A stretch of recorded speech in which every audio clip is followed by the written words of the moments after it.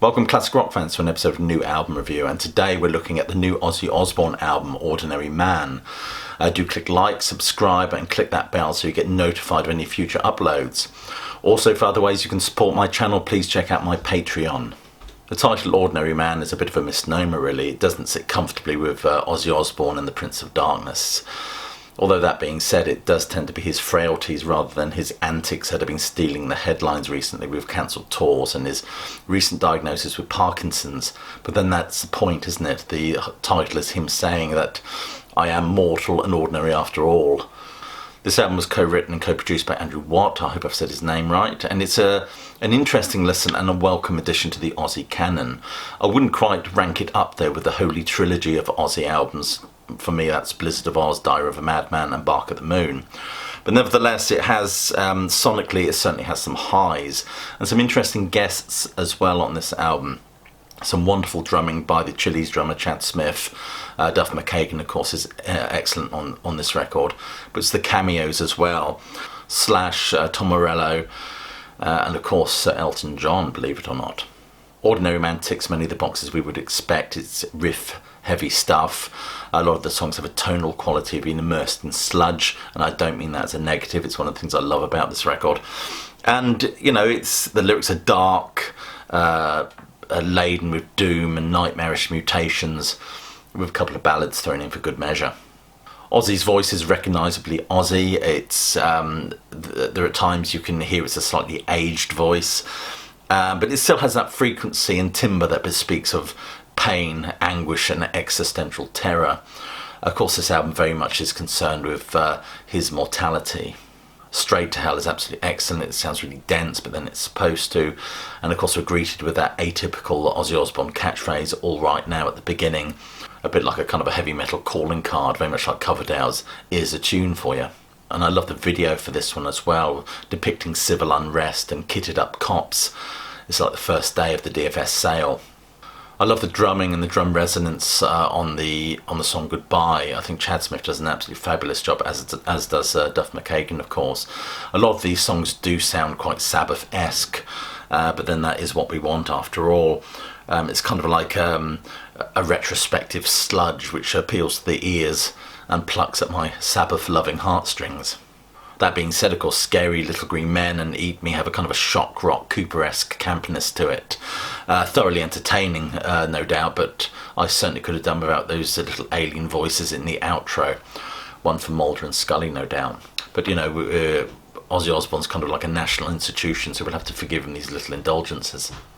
The cameos, of course, are notable. Slash, Tom Morello all add sort of shades, tones and textures to the proceedings, and an added sprinkling of kudos, of course. Not that any album by Ozzy Osbourne needs that. The solo on Ordinary Man shines through. It's distinctly Slash, and is coupled, of course, with the dulcet and baritone tones of Sir Elton John.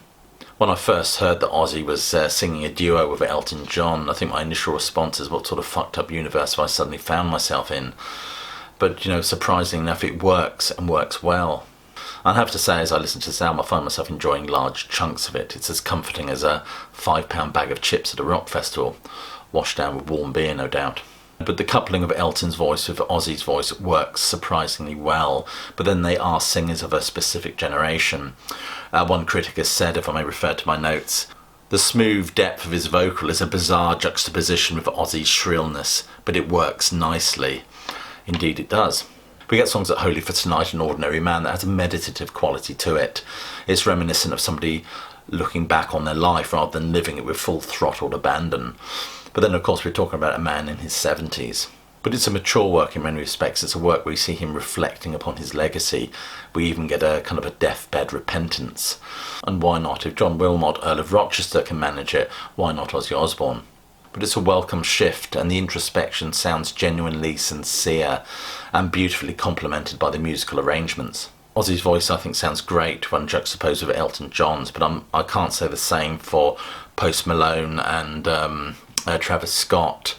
There's some jarring there for me. Maybe I will come to love these tracks, I don't know. There's a different vocal style and delivery which seems very strange when mixed with Ozzy Osbourne's. It's a bit like that Sesame Street song, one of these things just ain't like the other. And don't get me wrong, I'm all for contrasts. Contrasts can throw up interesting shades and tones. But for me, this feels very much like a square peg being hammered into a round hole. And Take What You Want is not a song that I enjoy on this album. I hate the use of auto-tune with its over-affected splodge. It's something that's very reminiscent of sort of contemporary R&B, and it's not something I'd associate with Ozzy Osbourne. There's a lot to like on this album, but some of it does feel a tad forced, the aforementioned autotune for example, but there are some wonderful sort of metal touch tones. Today As the End is dark and foreboding and distinctly Sabbathy. This Is a Raid is an interesting listen, and overall the album is a well-crafted and interesting listening experience. The performances bristle with energy and influence.